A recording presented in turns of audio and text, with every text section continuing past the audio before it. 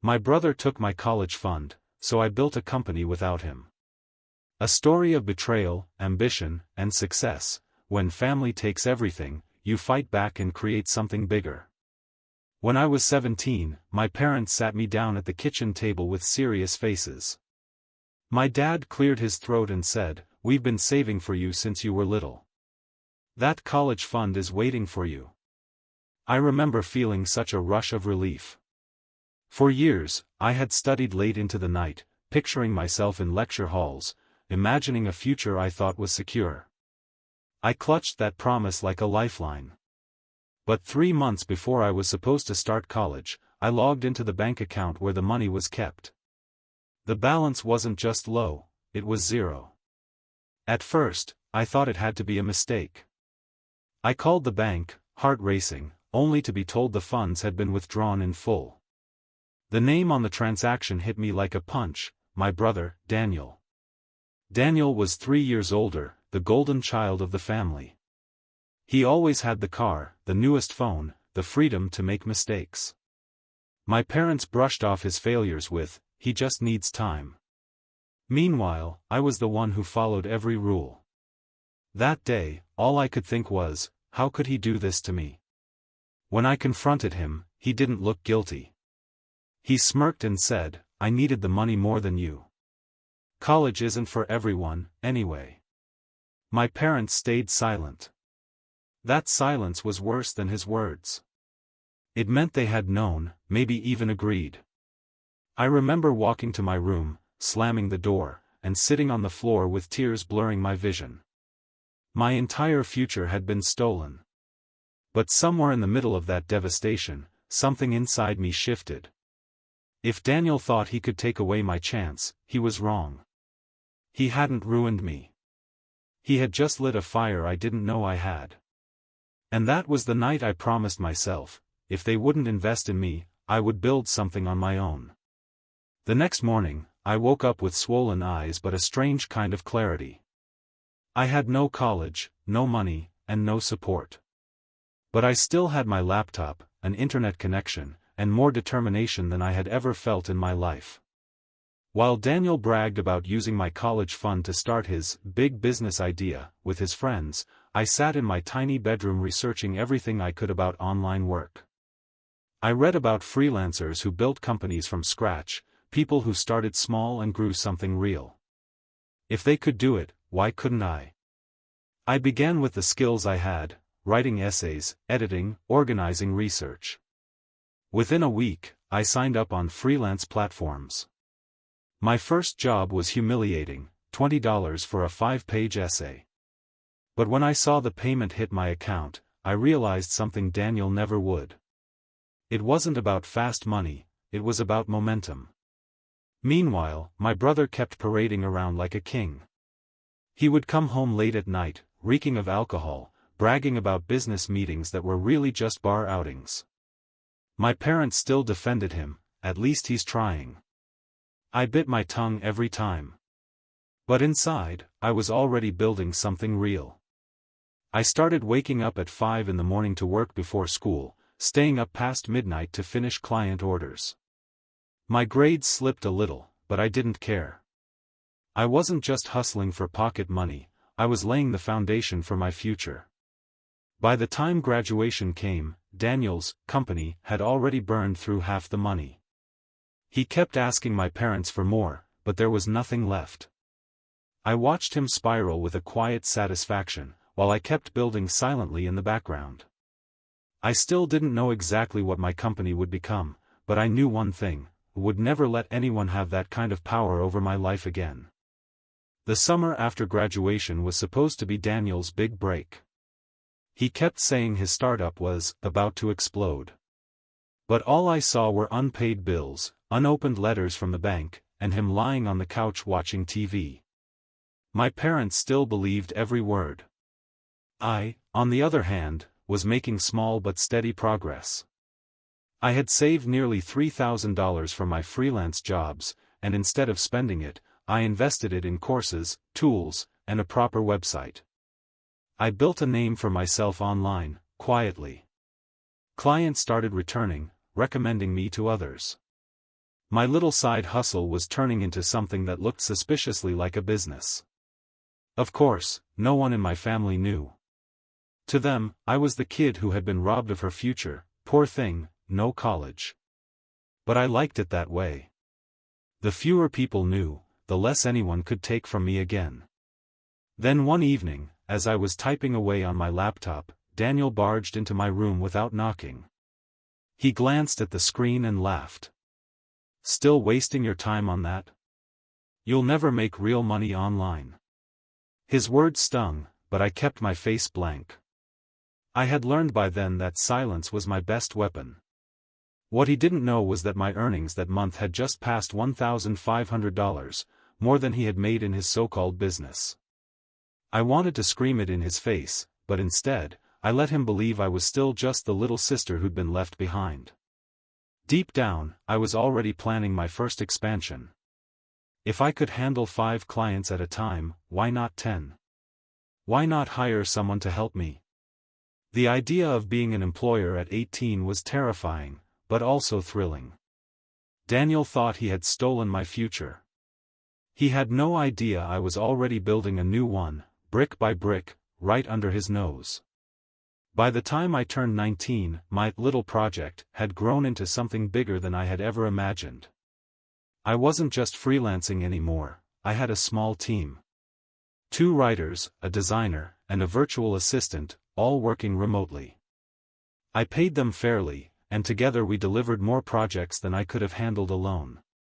Clients were happy. The money was steady. For the first time in my life, I felt powerful. Meanwhile, Daniel's empire was crumbling.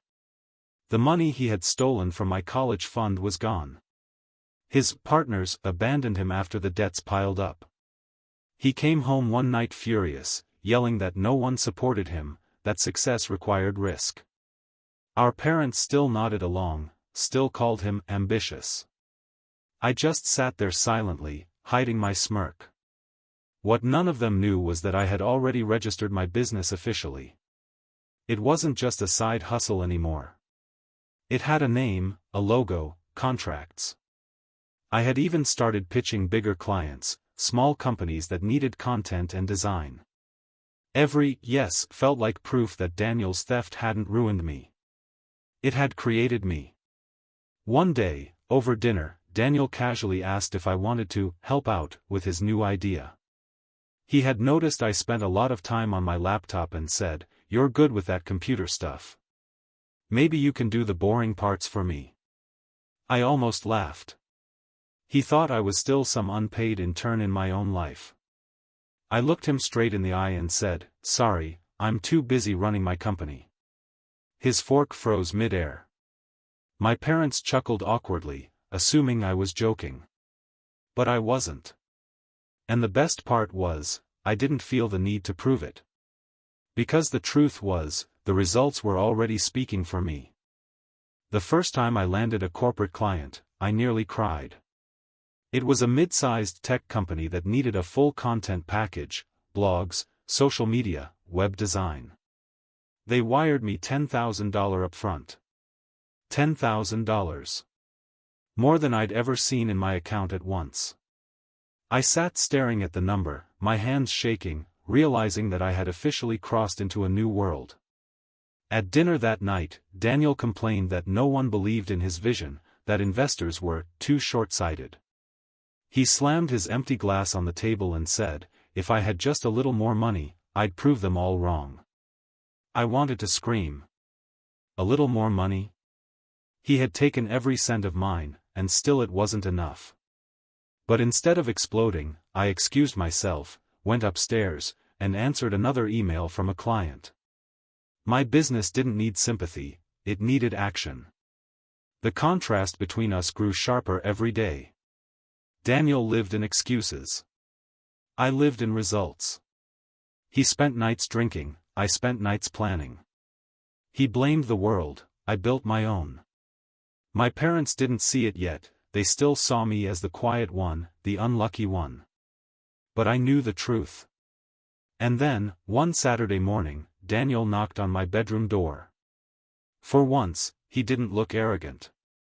He looked desperate. He asked if I could lend him a few thousand just to get through the month. I stared at him, remembering the moment I saw my empty college fund, the way he smirked when I begged for an explanation. My chest burned with anger, but also with something colder, clarity. This was the moment I had been waiting for. I didn't answer him right away. I just studied his face, the same brother who once told me college wasn't for me, who took what was mine without hesitation. Now here he was, asking me for help like nothing had happened. How much? I asked flatly. 3, maybe 4 grand. Just until next month. I'll pay you back. His voice cracked a little. I almost laughed. Pay me back? Daniel had never paid anyone back in his life. My parents, who were hovering in the hallway, looked at me hopefully, as if I would save their golden son once again. But I remembered every late night I had spent hunched over my laptop, every rejection email, every dollar I had clawed together to build what he tried to take away. That money represented my survival. My freedom. My future. So I said the words I had been holding in for years, no. The silence was heavy. Daniel's jaw tightened. My mom gasped. My dad muttered something about family sticking together. But I didn't waver. When you took my college fund, you didn't think about family. You thought about yourself. Now I'm thinking about me. Daniel stormed off, slamming the door. My parents scolded me, but I felt strangely calm. For the first time, I wasn't the victim. I was the one in control. That night, as I checked my accounts, I realized I had nearly $50,000 in savings. $50,000 that I had earned entirely on my own. Daniel had burned through more than that, and all he had left was anger. Me? I had a company. And I was just getting started. Over the next year, the gap between Daniel and me became impossible to ignore. His so-called ventures collapsed one by one, leaving behind unpaid debts and broken promises. He jumped from scheme to scheme, crypto, dropshipping, exclusive networking clubs, but nothing lasted. Meanwhile, my company grew. I hired 3 more people, expanded into digital marketing, and signed a contract with a national retail brand. My monthly revenue passed what Daniel had blown through in a year. Still, I kept it quiet at home. My parents lived in denial, clinging to the hope that Daniel just needed one more chance. But word got around outside our house. At family gatherings, relatives started asking me for business advice. Old teachers reached out, proud of what I was doing. My name began to carry weight. And every time Daniel overheard someone praising me, his face darkened. One evening, as I was reviewing a proposal at the kitchen table, Daniel muttered, "You think you're better than me, don't you?" I looked up slowly and said, "No, Daniel. I don't think. I know." He exploded, yelling that I had stolen his opportunities, that I had betrayed him. The irony was so sharp it almost made me laugh. But instead, I just closed my laptop and walked away. Because the truth was, I didn't need to prove anything anymore. His downfall was his own doing. And my success? That was mine, every step of the way. But deep inside, I couldn't shake the feeling that this rivalry wasn't over yet. Daniel wasn't the kind of person to accept defeat quietly. Daniel's bitterness only grew as my success became harder to hide. By the time I moved into my own apartment downtown, he was practically living in my parents' basement, drowning in excuses. He'd glare at me when I visited, muttering under his breath about luck and connections, as if my sleepless nights and endless work had nothing to do with it. One Sunday dinner, the tension finally cracked. My uncle asked me about my company, saying he'd read an article about one of our campaigns in the local paper. I felt Daniel's eyes burning into me as I explained a little about our work. "So you're really running a whole business now?" my uncle said, impressed. Before I could answer, Daniel cut in. "Yeah, thanks to me. She wouldn't even know what business was if I hadn't shown her the ropes. The table went silent. My fork froze in midair. My mother gave me a warning look, silently begging me not to cause a scene. But I couldn't let that lie stand. I placed my fork down, looked Daniel dead in the eyes, and said, "You stole my college fund. You didn't show me the ropes, you tied them around my neck and left me to choke. I cut myself free. And then I built something you never could." The color drained from his face, but he tried to laugh it off. "You're exaggerating." I didn't raise my voice. I didn't need to. "I'm not exaggerating, Daniel. I'm succeeding. There's a difference." The room stayed quiet after that. For the first time, nobody rushed to defend him. That night, I realized something: Daniel wasn't just jealous. He was afraid. Afraid that the little sister he once dismissed had become everything he failed to be. And he was right. The next few months marked a turning point. My company hit its first six-figure milestone, and I signed a contract with a global brand that tripled our revenue overnight. Suddenly, I wasn't just another young entrepreneur, I was a name in the industry. People I used to look up to were now reaching out to collaborate. I worked insane hours, but for the first time, exhaustion felt like triumph. Daniel, on the other hand, was unraveling. His debts caught up to him. Creditors started calling the house, and my parents grew weary of making excuses. He began drinking more, lashing out at everyone. I saw in him the same arrogance as before, but now it was mixed with something else: panic. He was losing control, and he knew it. One evening, he cornered me in the driveway as I was getting into my car. His eyes were bloodshot, his voice desperate. "You have to help me. Just one loan. Just one chance." I shook my head. "I already gave you everything, Daniel.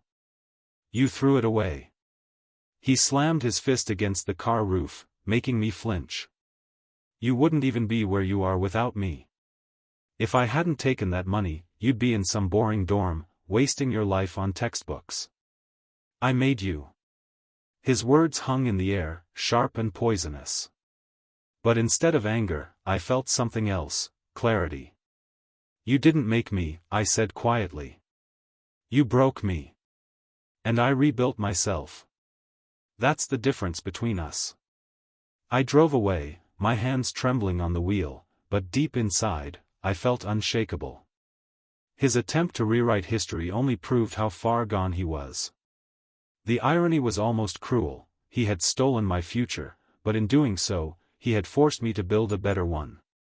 His betrayal had been my spark. And as his world crumbled, mine was only just beginning to rise. The day everything came full circle was at a local entrepreneurship event where I was invited to speak on a panel. I stood on stage, looking out at a sea of faces: students, investors, other business owners. My parents were in the audience. So was Daniel. I shared my story, not every detail, not the bitterness, just the truth. I talked about starting with nothing, about losing the support I thought I had, about building from scratch. The audience applauded, some even stood. I caught sight of my parents' faces, stunned, proud, and maybe a little ashamed. After the event, people crowded around me, shaking hands, asking questions, offering partnerships. Daniel stood off to the side, watching. For once, he wasn't smirking. His eyes were hollow, filled with something he couldn't hide anymore: regret. He didn't come up to me that day, and I didn't approach him either. There was nothing left to say. Our paths had split the moment he emptied that account. He chose shortcuts. I chose the long road. And that made all the difference. Now, when I walk into my office, filled with people who believe in me, clients who trust me, and a future I built with my own hands, I don't feel bitterness anymore. I feel gratitude. Because in the end, Daniel didn't take my future. He only redirected it. And the company I built without him became the life I was always meant to have.